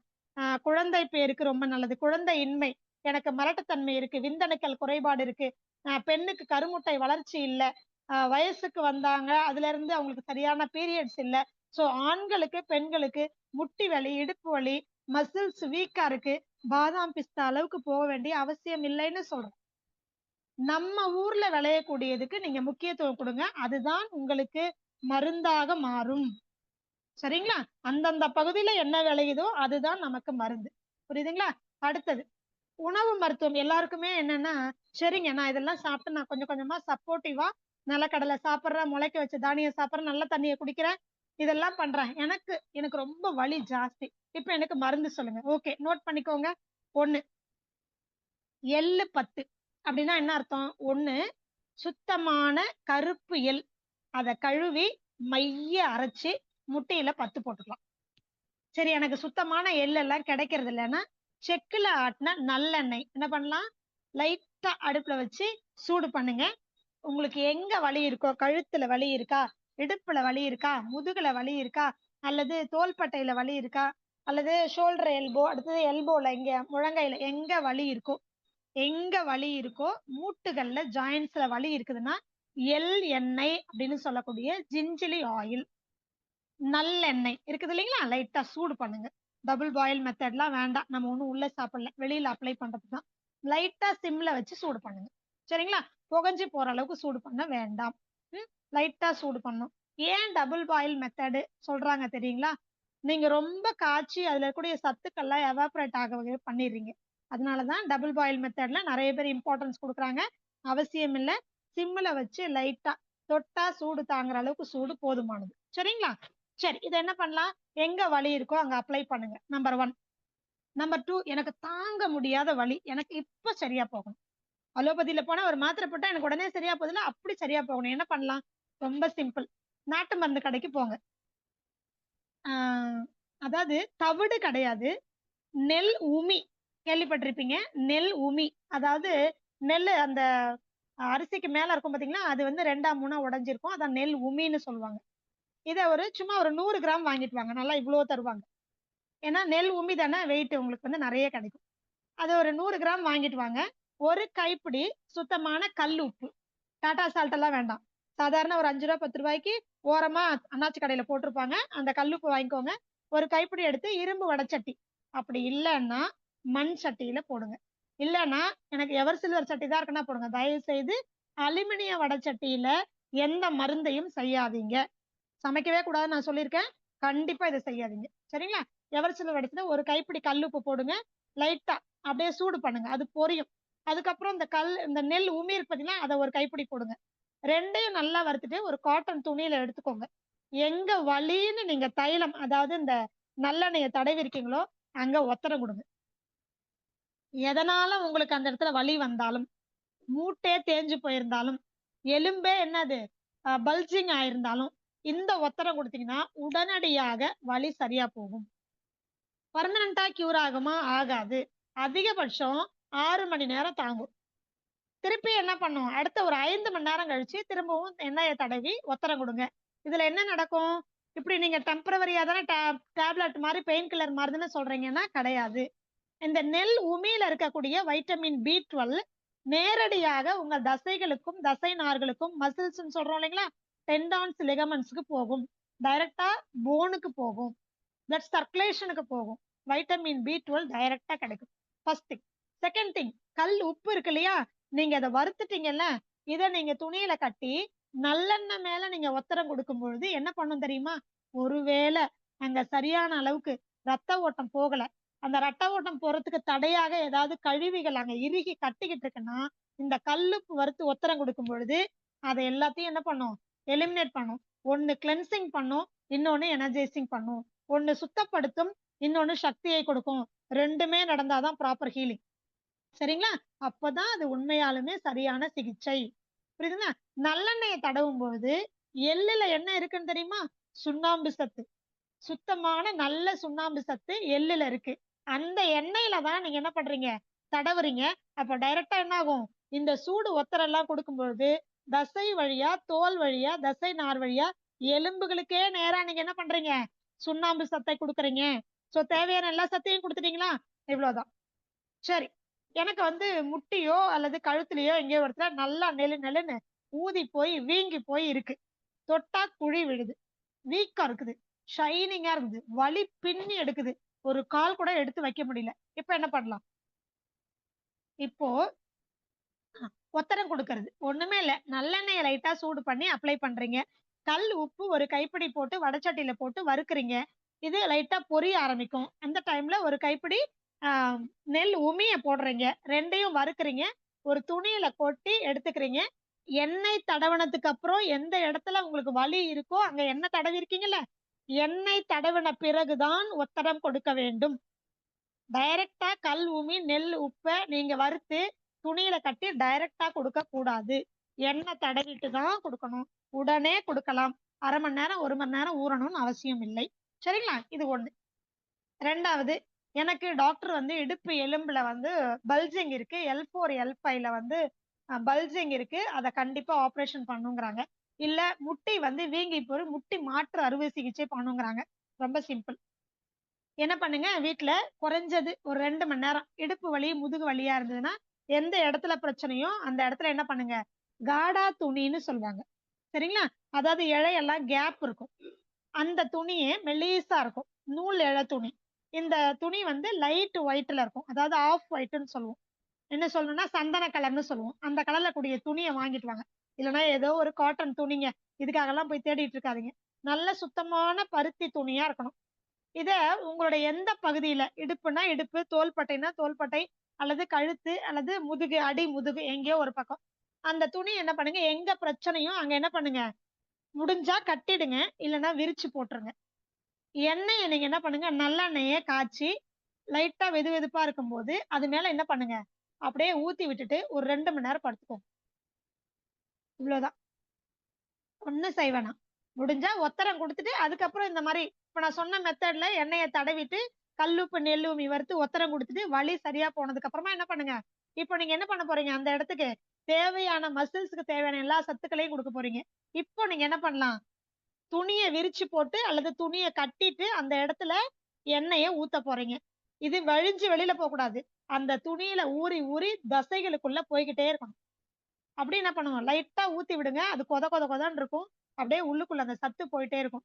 இப்படி தொடர்ந்து ஒரு நாளைக்கு குறைஞ்சது 1 மணி நேரம் தினமும் ஒரு 10 நாள் தொடர்ந்து பண்ணீங்கன்னா டெஃபினட்டா சொல்றேன், சர்ஜரியை நீங்க போஸ்ட்போன் பண்ணலாம். முதல்ல. ரெண்டாவது, நீங்க இந்த 10 நாளைக்கு நல்லெண்ணெயில முதல்ல கொடுங்க. ஒருவேளை எனக்கு இன்னும் கொஞ்சம் ஃபாஸ்டா ரெக்கவரி ஆகணும், எனக்கு அதுக்கெல்லாம் டைம் இல்ல, பிரச்சனை ரொம்ப சிவியரா இருக்கு, 4 நாள்ல சர்ஜரி பண்ணுன்றாங்க, இல்ல எனக்கு வலி தாங்க முடியல அப்படின்னா இன்னொரு எண்ணெய், எல்லாருக்கும் ஏற்ற மாதிரி ஒரு எண்ணெய் சொல்றேன். நல்லெண்ணெய் ஒரு 3/4 லிட்டர் 750 மில்லி எடுத்துக்கோங்க. ஒரு கைப்பிடி அளவுக்கு முருங்கைக்கீரை, அலசெல்லாம் வேண்டாம், அப்படியே எடுத்து என்ன பண்ணுங்க, எண்ணெய் லைட்டா சிம்ல வச்சு சூடாகும் போதே ஒரு கைப்பிடி முருங்கைக்கீரை, ஒரு கைப்பிடி முடக்கத்தான் கீரை, ஒரு கைப்பிடி வாத நாராயணி அல்லது வாத நாராயணன், அப்படி இல்லைன்னா வாத மடக்கி அப்படின்னு சொல்லுவாங்க. இந்த கீரை எல்லாருக்கும் தெரியும், புளிய இலை மாதிரி இருக்கும், புளிய மரத்தினுடைய இலை மாதிரி தான் இருக்கும். வாத நாராயணி, வாத மடக்கி, வாத நாராயணன்னு சொல்லுவாங்க. இந்த இலைய ஒரு கைப்பிடி எடுத்து போடுங்க. எது? முருங்கைக்கீரை, முடக்கற்றான் கீரை எல்லாருக்கும் தெரியும், அடுத்தது வாத நாராயணி. இந்த 3ஐயும் என்ன பண்ணுங்க, ஒரு கைப்பிடி எடுத்து 3/4 லிட்டர் நல்லெண்ணெய் லைட்டா சூடாகும் பொழுது போட்டு அப்படியே மூடி வச்சிருங்க. நல்லா சூடாகி அந்த எசன்ஸ் எல்லாம் இறங்கணும். சிம்ல தான் வைக்கணும். சிம்ல அந்த எண்ணெயில எல்லா சத்துக்களையும் இறங்கி அந்த இலைகள்லாம் உள்ள போய் கொஞ்ச நேரம் படிஞ்சிடும். அதுக்கப்புறம் அந்த சட்டையை இறக்கி வச்சுட்டு பச்சை கற்பூரம் சும்மா ஒரே ஒரு துண்டு அதுல போட்டு மூடி வச்சிருங்க. நல்லா வெது வெதுப்பா ஆறட்டும். நல்லா ஆறுறதுக்கு அப்புறமா அது என்ன பண்ணும், கண்ணாடி பாட்டில்ல அப்படியே இலைகளோட சேர்த்து உள்ள போட்டு வச்சுக்கோங்க. தினமும் என்ன பண்ணுங்க, இந்த எண்ணெயை ஒண்ணு துணி கட்டிட்டு அந்த இடத்துல ஊத்திட்டு வாங்க, அல்லது தினமும் காலை மதியம் இரவு 3 மேல தேய்ச்சிக்கிட்டே வாங்க. முட்டிகளில எந்த ஜாயின்ஸ்லயா இருந்தாலும் சரி, எனக்கு கழுத்துல பெல்ட் போட்டே ஆகணும், இடுப்பு பெல்ட் போட்டே ஆகணும், முட்டிய மாத்தியே ஆகணும், குதிகால் என்னால கீழே வைக்கவே முடியாது, எல்லா வலிக்கும் அற்புதமான தீர்வு. சோ 3 விதமா சொல்லியிருக்கேன். நல்லெண்ணெய சும்மா சூடு பண்ணி தேய்க்கலாம், அல்லது ஒத்தரம் கொடுக்கலாம், அல்லது இந்த எண்ணெயிலேயே சில மூலிகைகளை போட்டு தைலமா ரெடி பண்ணி தேய்க்கலாம். சரிங்களா? இதுல ஏதாவது ஒரு வழியை நீங்க ஃபாலோ பண்ணிக்கோங்க. சரி, டைம் இருக்கு. இன்னும் ஒரு விஷயத்தையும் சேர்த்து நான் சொல்லிடுறேன். எனக்கு இயற்கை மருத்துவத்திலேயே இன்னும் கொஞ்சம் தீர்வு வேணும் அப்படின்னா ரொம்ப ஈஸிங்க. புற்று மண், முட்டைக்கோஸ். முட்டைக்கோஸ் இருக்கு இல்லைங்களா, கேபேஜ், அதை நல்லா மிக்சியில போட்டு அரைச்சுக்கோங்க. அரைச்சி அதுக்கு சம அளவு புற்று மண் எடுத்துக்கோங்க. ரெண்டையும் தண்ணியில குழைச்சி அப்ளை பண்ணிக்கோங்க.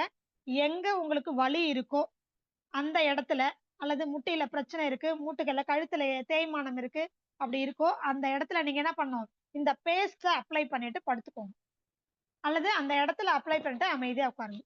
அது கழுத்து வலியோ அல்லது தோள்பட்டை வலியோ முதுகு வலியோ எந்த வலியோ, இது எந்த ஒரு வலியா இருந்தாலும், வீக்கமா இருந்தாலும், நீர் கோத்து இருந்தாலும், அந்த இடத்துல பல்ஜிங் இருந்தாலும், இன்ஃப்ளமேஷன் இருந்தாலும், ஒண்ணு சொல்லுவாங்க, இது வந்து செர்விக் ஸ்பாண்டிலைட்டிஸ், செர்விக் ஸ்பாண்டிலோசிஸ், அப்புறம் லம்பார் ஸ்பாண்டிலைசிஸ், அவங்க என்ன வேணா பேர் வைக்கட்டும், இதான் சொல்யூஷன். இது இயற்கை மருத்துவத்துல நாம எப்பவும் நம்மளுடைய மருத்துவ மையத்துல கொடுக்கக்கூடியது.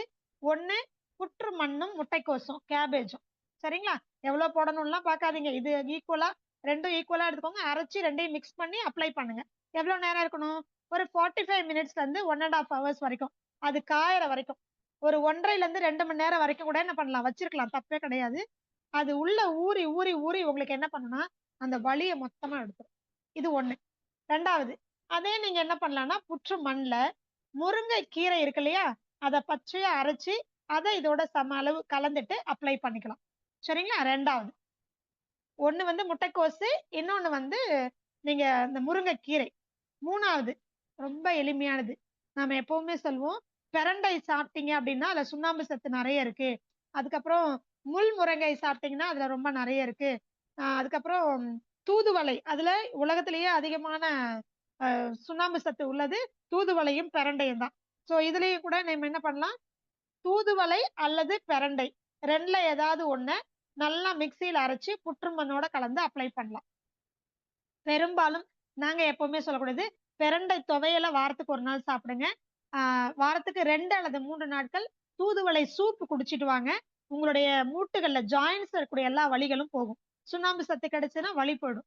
சரி, எதுக்காக புற்று மண் அப்படின்னு சொன்னா, புற்று மண்ணோட நீங்க இந்த பிரண்டையோ அல்லது முருங்கைக்கீரையோ அல்லது முடக்கத்தான் கீரையோ, இது எதையாவது ஒண்ணு நீங்க கலந்து அப்ளை பண்ணும்போது இந்த புற்று மண் என்ன பண்ணும்னா ரொம்ப ஈஸியா அப்சார்ப் பண்ணி கொடுக்கும், வழியை கிளியர் பண்ணி கொடுக்கும். ஒண்ணு. ரெண்டாவது, எந்த இடத்துல நீங்க அந்த பத்து போடுறீங்களோ அந்த இடத்துக்கு ரத்த ஓட்டத்தை கொண்டு வந்து கொடுக்கும். அப்சார்ப்ஷன் சக்தியை, பிரபஞ்ச சக்தியை, பஞ்சபூத சக்தியை ஒரு இடத்துல கொண்டு வந்து குவிக்கிறது எதுன்னு சொன்னா புற்று மண் தான். அது மட்டும் இல்ல, புற்று மண்ணே என்ன பண்ணும்னா அந்த மூட்டுகள்ல இருக்கக்கூடிய வலிகளை வெளியேற்றும், கழிவுகளை வெளியேற்றும், இறுகி போயிருக்கக்கூடியதை லூஸ் பண்ணிவிடும். சோ டைட்டா இருக்குது, கின்னு இருக்குது, அந்த வலியெல்லாம் போயிடும். சோ புற்று மண்ணோடு சேர்ந்து இந்த மூலிகைகளை நீங்க பேஸ்டா அப்ளை பண்ணலாம். இல்ல அப்படின்னு சொன்னா, எனக்கு ரொம்ப சிவியரா வீக்கம் இல்ல, அதெல்லாம் ஒண்ணும் இல்ல, ஆனா கரக்கரக்குன்னு சவுண்ட் இருக்கு, தேஞ்சு போச்சுன்னு டாக்டர் சொல்லிட்டாரு, கடக் கடக்குங்குது, ரொம்ப சிம்பிள். நம்ம பிரண்டை துவையல் எப்படி பண்ணுவோம், உப்பு, புளி, மிளகா, தேங்காய், கடலைப்பருப்பு, கருவேப்பிலை எல்லாம் போட்டு என்ன பண்ணுவோம், நல்லெண்ணெய் விட்டு நீங்க என்ன பண்ணுவீங்க, எல்லாத்தையும் முதல்ல வதக்குவீங்களா, நல்லா வதக்கினதுக்கு அப்புறம் மிக்சியில போட்டு அரைச்சு அல்லது அம்மியில போட்டு அரைச்சு தொட்டுக்கு வச்சு துவையலா சாப்பிடுவீங்கல்ல. இதை அப்படியே உல்டா பண்ணுங்க. முதல்ல உப்பு, புளி, மிளகா, பிரண்டை இளம் பிரண்டையாக இருக்க வேண்டும். ஏன்னா நீங்க வந்து மேல பூச போறீங்க, அதனால இதுக்கு உப்பு, புளி, மிளகா வைக்கணுமா, கண்டிப்பா வைக்கணும். கல் உப்பு, மிளகாய், புளி இது 3மே மருந்து. கல்லுப்பு கடினமா இருக்கக்கூடிய அந்த வலியையோ இறுகி போயிருக்க முட்டியையோ சரி பண்ணும். புளி என்ன பண்ணும் தெரியுங்களா? அந்த லிகமெண்ட்னு சொல்லக்கூடிய தசை நார்களுக்கு, தசை அந்த மண்டலத்துக்கு ஃபுல்லா பலம் கொடுக்கும். இந்த மிளகாய் இருக்கு பாத்தீங்களா? அங்க இருக்கக்கூடிய அந்த பகுதியில இருக்கக்கூடிய வலியையோ வாயுக்களையோ இது என்ன பண்ணும்? பிரிச்சு வெளியில அனுப்பிச்சிடும். சோ வாத பித்த கபம்ங்கிறது இதுலயுமே இருக்கு. சோ உப்பு புளி மிளகாய் அப்படிங்கிறது ஒரு மருந்து. இதை நீங்க என்ன பண்ண போறீங்கன்னா எல்லாத்தையுமே சமமா வைக்க வேண்டாம். சும்மா கொஞ்சம் கொஞ்சம் கொஞ்சம் உப்பு கொஞ்சம் புளி கொஞ்சம் மிளகாய் வச்சு பிரண்டைய நல்லா இவ்வளவு எடுத்துக்கோங்க. போட்டு முதல்ல எல்லாத்தையும் நல்லா மைய அரைச்சிருங்க. அம்மியில அரைக்கலாம் அல்லது நீங்க மிக்சியில அரைச்சுக்கலாம். அரைச்சு முடிச்சதுக்கு அப்புறம் அதை எடுத்து என்ன பண்ணுங்க, நல்ல நல்லெண்ணெய் வடச்சட்டியில விட்டு அதுக்கப்புறம் ஆமா வரமிளகாய் தான், பச்சை மிளகாய் கிடையாது. காஞ்ச சிவந்த மிளகாய் சரிங்களா. புளி இதெல்லாம் நீங்க கல்லுப்பு இதெல்லாம் நீங்க வறுத்தெல்லாம் வச்சுக்கணும்னு அவசியம் இல்லை. வறுத்துக்கிட்டாலும் ரொம்ப நல்லது. சுத்தம் பண்ணி தான் வச்சிருக்கேன்னா ரொம்ப நல்லது. இதை எல்லாத்தையும் போட்டு என்ன பண்ணுங்க, முதல்ல அரைச்சிட்டு அதுக்கப்புறம் நல்லெண்ணெயை விட்டு இதை அதுல போட்டு தாளிக்க வேண்டாம். இதை அதுல போட்டு இந்த பேஸ்ட் என்ன பண்ணுங்க, மிக்ஸ் பண்ணுங்க. அதாவது நல்லெண்ணெயோடு உப்பு புளி புளி மிளகாய் பிரண்டை எல்லாத்தையும் அரைச்சு அந்த பேஸ்ட போட்டு என்ன பண்றீங்க, சூடு பண்றீங்க. சூடு பண்ணி இறக்கி வச்சிருங்க. வெது வெதுப்பான சூடு இருக்கும் பொழுது உங்க முட்டியில என்ன பண்ணுங்க, முட்டியிலயோ கழுத்துலயோ இடுப்புலயோ அப்படியே பேஸ்ட் மாதிரி என்ன பண்ணுங்க, அப்ளை பண்ணிடுங்க. இதை டைரக்டாவே அப்ளை பண்ணலாம். அப்ளை பண்ணிட்டு எடுத்தீங்கன்னா நான் சொல்றேன், இந்த என்ன புளின்னா சாதாரண குடம் புளி இல்லாம சாதாரண புளி தான் சரிங்களா. கருப்பு புளியோ அல்லது லைட் ரெட் கலர்ல இருக்கிறதோ ஏதோ ஒரு புளி தான் பயன்படுத்தினா போதும். மருந்துக்காக தான் பயன்படுத்துறீங்க. சோ இதை நீங்க என்ன பண்ணலாம் அப்படின்னு சொன்னா, அப்ளை பண்ணீங்கன்னா உடனடியா அந்த கரகரன்ற சவுண்டு போயிடும். அந்த ஒன்னோட ஒன்னா உரசக்கூடிய அந்த இறுக்கம் போயிடும். காலை தூக்கி வைக்க முடியலங்கிற கஷ்டம் போயிடும். சோ இப்ப நான் இத்தனை வழிகள் சொல்லிருக்கேன், ஏதாவது ஒண்ண பயன்படுத்தணும். புற்றுமண் எங்க கிடைக்கும் அப்படின்னு தயவு செய்து எங்கேயும் ஆன்லைன்ல அவைலபிளா இல்ல. அம்மி தற்சார்பு சந்தையில கிடைக்கும், சில நேரங்கள்ல கிடைக்கும், சில நேரங்கள்ல ஸ்டாக் இல்லைன்னு சொல்லுவாங்க. உங்க ஊர் பகுதிகளில் போனீங்கன்னா நிறைய இடங்கள்ல புற்று இருக்கும். போயிட்டு கொஞ்சம் அதுகிட்ட மன்னிப்பு எல்லாம் கேட்டுட்டு என்ன பண்ணுங்க, எடுத்துட்டு வரலாம். அதுக்குள்ள எல்லாம் பாம்பெல்லாம் இருக்காது, பயப்படாதீங்க. நாங்க பல வருஷமா எடுத்துட்டு தான் இருக்கோம். எடுத்துட்டு ஜலிச்சு எடுத்து வச்சுக்கோங்க. இதை நீங்க வேற ஒண்ணும் செய்ய வேண்டாம் சரிங்களா. புற்றுமண் பத்தி நான் தனியாவே கிளாஸ் எடுக்கிறேன். ஏன்னா புற்றுமண்ணுடைய மருத்துவ குணம் ரொம்ப அபரிமிதமானது. நிறைய இந்த மாதிரி நிறைய இயற்கை மருத்துவத்துல பல நோய்களுக்கு பல காம்பினேஷன்ல கொடுக்கலாம். ஸ்கின் டிசீஸ்க்கு ஒரு மாதிரி கொடுக்கலாம். இப்ப முட்டு வலிக்கு நம்ம சொன்னோம் இல்லைங்களா, முருங்கைக்கீரை பிரண்டை அப்புறம் வாதநாராயணி இலை முடக்கத்தான் கீரை முட்டைக்கோசு இது எதை வேணா இந்த புற்றுமண்ல கலந்து நீங்க முட்டி வலிக்கு ஒவ்வொரு வலிக்கும் ஏத்த மாதிரி நீங்க பண்ணிக்கலாம். ஜவ்வு கிழிஞ்சிருக்கு அதுக்குதாம்மா நான் சொன்னது. இப்போ லிகமெண்ட் டேர் ஆச்சுன்னு சொன்னேன் இல்லையா, அதாவது பல பேருக்கு பாத்தீங்கன்னா அந்த ஆங்கிள் ஜாயிண்ட்ல, அதாவது கால் பாதமும் காலினுடைய அந்த ஆங்கிள் ஜாயிண்ட்டும் சேர்ற இடத்துல கொலுசு போடுற இடத்துல லிகமெண்ட் டேர் ஆயிடும். அப்புறம் முட்டியில லிகமெண்ட் டேர் ஆயிடும். அந்த மாதிரியான இந்த ஜவ்வு கிழிஞ்சு போயிடுச்சு அப்படின்னா நீங்க என்ன பண்ணலாம், புளிய அரைச்சு லைட்டா வடச்சட்டில போட்டு சூடு பண்ணி அப்ளை பண்ணலாம். அப்படி இல்லைன்னா பிரண்டைய நான் சொன்ன மாதிரி உப்பு புளி மிளகாய் இதெல்லாம் போட்டு பிரண்டையை அரைச்சு நல்லெண்ணெயில லைட்டா சூடு பண்ணிட்டு அப்ளை பண்ணலாம். ரெண்டுல எது அப்ளை பண்ணாலும் அது சரியா போகும். அதே மாதிரி முட்டைக்கோசு அல்லது முருங்கைக்கீரையை போட்டு புற்றுமண்ணோட கலந்து அரைச்சு அப்ளை பண்ணாலும் அருமையா குணமாகும்.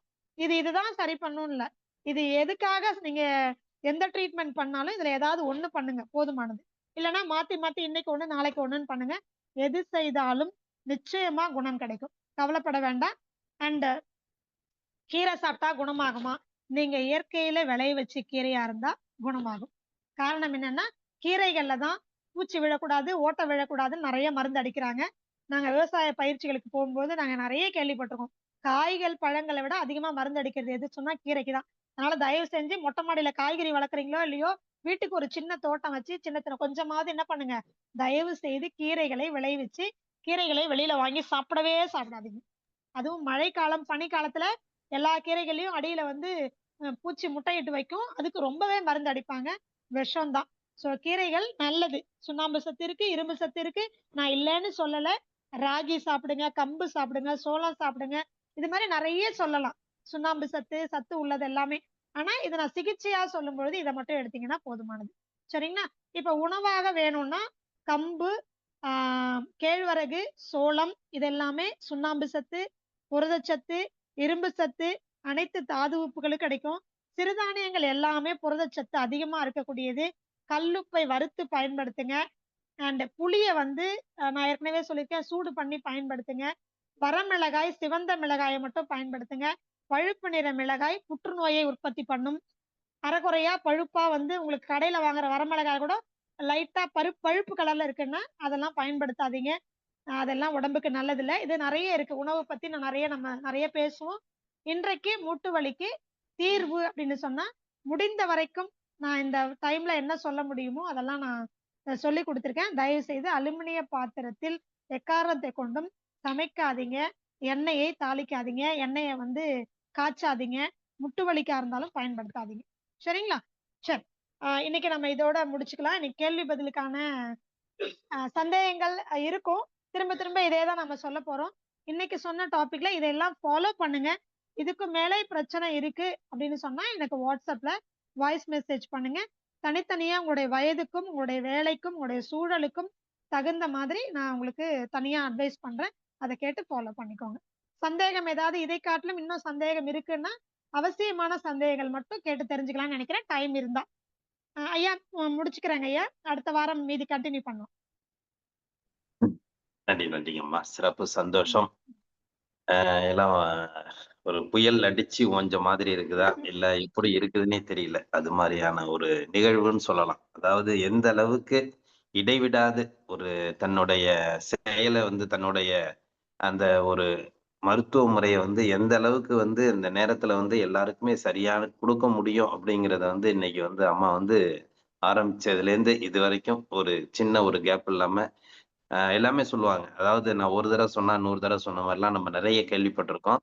அதே மாதிரி ஒரு கேள்விதான் நமக்கு அந்த மூட்டுகளில் பிரச்சனைகளுக்கு தீர்வுங்கிற ஒரே கேள்விக்கு தான் இன்னைக்கு கிட்டத்தட்ட எத்தனை வைத்திய முறை என்பதை வந்து நம்ம எண்ணி பார்த்தாதான் தெரியும். சாதாரண ஒரு பிரச்சனைக்கு வந்து இத்தனை வைத்திய முறைகளை வந்து கையில வச்சுக்கிட்டு இன்னைக்கு இவ்வளவு விஷயங்களை நமக்கு அள்ளி தெளிச்சிருக்கிறாங்க. இதை வந்து எடுத்துக்க வேண்டிய பொறுப்பு தான் உங்க கையில இருக்குது. உண்மையிலுமே இந்த விஷயங்கள் வந்து கிடைக்குமா கிடைக்குமான்னு ஏங்கிட்டு இருக்கிறது பல்லாயிரம் கோடி பேர். அதுல கிடைச்சிருக்கிறது சில நூற்றுக்கணக்கான நமக்கு மட்டும்தான் அப்படிங்கறத வந்து எல்லாருமே உணர்ந்தீங்கன்னா நல்லா இருக்கும்னு நினைக்கிறேன். வாழ்த்துக்கள். எந்த அளவுக்கு அதாவது அம்மா வந்து நமக்கு வந்து பாத்தீங்கன்னா ஒவ்வொரு புதன்கிழமையும் நமக்கு இந்த செஷன் கொடுத்துட்டு இருந்தாங்க. அப்பெல்லாம் கூட நாங்க நினைக்கிறது புதன் வந்து நல்ல நாள், அருமையான நாள். பொன் கிடைத்தாலும் புதன் கிடைக்காது அப்படிங்கிறத வந்து எல்லாருமே நம்ம சொல்லிக்கிட்டு தான் இருந்தோம். ஆனா இறைவனும் பிரபஞ்சமும் வந்து பாத்தீங்கன்னா அந்த காலச்சக்கரத்துக்கு வந்து அந்த புதன் பொருத்தம் கிடையாது அப்படிங்கிறத வந்து உணர்த்தி இருக்கு. ஏன் அந்த புதன் பொருத்தம் கிடையாது அப்படின்னாக்கா, எல்லாருமே சொல்ற விஷயங்கள் வந்து நான் வந்து வேலை பளுவினால இருக்கிறேன். என்னோட குழந்தைகளை ஸ்கூலுக்கோ வேலைக்கோ கிளப்ப வேண்டியது இருக்கு. கணவரை கிளப்ப வேண்டியது இருக்கு. இந்த நேரத்துல இதுவரை விஷயங்களை நான் மிஸ் பண்றேனே அப்படிங்கிற ஒரு ஏக்கம் வந்து அந்த பிரபஞ்சத்துக்கு கிடைச்சதுனாலதான் சனி விடுமுறை நாள்ல அம்மா வந்து நமக்கு கொடுத்துருக்குன்னு நினைக்கிறேன். ஏன்னா வந்து அந்த அளவுக்கு இந்த செய்திகள் வந்து எல்லாருக்கும் நமக்கு சேரணும் அப்படிங்கிற ஒரு உண்மையான கருத்து தான். அப்படிங்கறத வந்து நம்ம நினைக்கலனாலும் நமக்கு அந்த இரையாற்றல் கொடுத்திருக்குது அப்படிங்கிறது தான் நிதர்சனமான உண்மை. அப்படிங்கிறத வந்து இந்த நேரத்துல நம்ம புரிஞ்சுக்கணும். எந்த அளவுக்கு இன்றைக்கு இந்த விஷயங்கள் வந்து உள்ளார்ந்து நமக்கு கிடைச்சிருக்குன்னா இதை விட இன்னொரு விஷயங்கள் கிடைக்குமா அப்படின்னாக்கா அது பெரிய பெரிய இல்ல பெரிய ஒரு நூற்றுக்கணக்கான ஒரு கேள்விக்குறியாதான் அமையும். கண்டிப்பாக கிடைக்கிறதுக்கு வாய்ப்பே கிடையாது.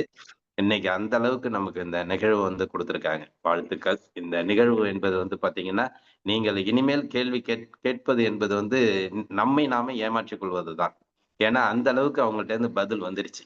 இனிமேல் அதுல அவங்க சொன்னது வந்து இதுக்கு மேல கேள்வி இருக்காங்கிறது தெரியல. அப்படி இருந்தாலும் நீங்க பர்சனலா சொல்லுங்க அப்படின்னு இருக்காங்க. அதனால இதுக்கு மேலயும் ஒரு கேள்வி இருக்கா அப்படிங்கிறது வந்து நமக்கே இல்லைங்கிறது தான் உண்மையான விஷயம். ஏன்னா ஒரு வைத்திய முறைக்கு ஒரு கேள்விதான் இருக்கும். அதை பத்தியான விளக்கங்கள் ஒரு தடவை தான் கொடுப்பாங்க. ஆனா ஒரு வைத்திய முறைக்கு ஒரு வைத்தியத்துக்கு வந்து கிட்டத்தட்ட எத்தனை பதில்கள் அவங்கள்ட்ட இருந்து வந்திருக்கிறங்கிறத வந்து எல்லாருமே உணர்ந்துக்கணும். கண்டிப்பாக இதை வந்து நம்ம பின்பற்றணும். இன்றைய நிகழ்வுல நமக்கு சிறப்பானது ஒரு நிகழ்வு. மூட்டுகளில் உண்டான பிரச்சனைகளுக்கு வந்து தீர்வுகளை வந்து ஒவ்வொரு செஷனா கொடுத்து இன்றைய அனைவருக்கும் நல்ல ஒரு மாற்றத்தையும் ஒரு புரிதலையும் ஏற்படுத்தி இனிமேல் மூச்சு வலின்னா இனிமேலுக்கு எல்லாருக்கும் வந்து பாத்தீங்கன்னா அது காத்துல அடிச்ச இது மாதிரி அப்படிங்கிற மாதிரி பறந்த மாதிரி போயிடும். அந்த அளவுக்கு வந்து இது ஒரு வலியா அப்படின்னு கேட்கிற அளவுக்கு இன்னைக்கு காலச்சக்கர அன்பர்களுக்கு வந்து இது இருக்கும்னு நான் நினைக்கிறேன். கண்டிப்பாக அது வந்து கண்டிப்பா இருவடி காலங்கள்ல வந்து மூட்டு வலின்னு சொல்றவங்களை வந்து நம்ம ஒரு ஏளனமா பார்க்குற மாதிரி ஒரு சூழ்நிலைகள் அமையும். ஏன்னா, அது மாதிரியான விஷயங்கள் இன்னைக்கு அம்மா நமக்கு தெளிச்சிருக்காங்க. கண்டிப்பாக எல்லாருமே பின்பற்றுவோம். சிறப்பான ஒரு நிகழ்வு. இன்றைய நிகழ்வு காலச்சக்கரம் அன்பர்களுக்கு ஒரு சிறப்பான நிகழ்வு. ஒவ்வொரு நாளும் நம்ம கத்துக்கிட்டு இருந்தாலும், அந்த இன்றைய விடுமுறை நாளில் அனைவரும் ஒரு அற்புதமான ஒரு நிகழ்வ கொடுத்த இயற்கை மருத்துவர் அகிலா மேடம் அவர்களுக்கு அனைவரின் சார்பாக மீண்டும் மீண்டும் நெஞ்சார்ந்த நன்றிகளையும், வாழ்த்துக்களையும் தெரிவித்துக் கொள்கிறோம். நன்றி, நன்றிங்கம்மா. வாழ்க வளமுடன். நன்றி. நன்றி, சிறப்பு. இதை விட கேள்விகள் இருக்காதுன்னு தான் நாங்களும் நினைக்கிறோம். ஏன்னா, இருக்கிறதுக்கு வாய்ப்பும் கிடையாது. ஆனா ஹேண்ட் ரைஸ் பண்ணியிருக்கீங்க. நேரம் குறைவாக தான் இருக்கு.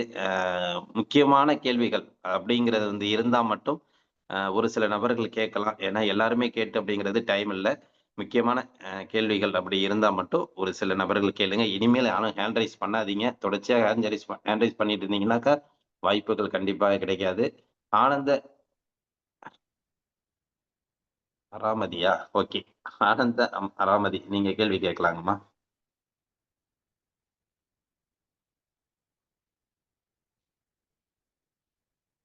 அன்மியூட் பண்ணிட்டு கேளுங்கம்மா. அம்மா வணக்கங்கம்மா. வணக்கம், வணக்கம். சொல்லுங்கம்மா. அம்மா எனக்கு இந்த கல்கேனியஸ் பெர்ன்னு சொல்லிட்டு உங்களுக்கு வாட்ஸ்அப்ல மெசேஜ் பண்ணியிருந்தேன். நீங்க வந்து எங்களுக்கு அந்த நல்லெண்ணெய் அப்ளை பண்ணி அந்த தவிடு, அந்த உமியும், உப்புக்கல்லும் ஒத்தனை குடுக்க சொன்னீங்கம்மா. அது மாரி தான் நான் குடுத்துட்டு இருக்கேன். இப்ப வலி நல்லா குறைஞ்சிருக்குமா. ரொம்ப நன்றிங்கம்மா. சந்தோஷம், சந்தோஷம். அதுக்கு அதுக்கு கடுகு எண்ணெய் கூட யூஸ் பண்ணலாமாங்கம்மா? நல்லெண்ணெய்க்கு பதிலா கடுகு எண்ணெய் கூட யூஸ் பண்ணலாமாங்கம்மா? இல்ல நல்லெண்ணெய் மட்டும் தான் யூஸ் பண்ணணுமாங்கம்மா? கடுகு எண்ணெயும் பயன்படுத்தலாமா? நம்ம ஊர்ல விளையறது இல்ல கடுகு. அது வந்து வடநாட்டுல தான் அதிகமா இருக்கு. அதனாலதான் நம்ம ஊர்ல என்ன விளையுதோ அதை பயன்படுத்த சொல்றது. வேற ஒண்ணும் இல்ல. கடுகு எண்ணெயும் பயன்படுத்தலாம்.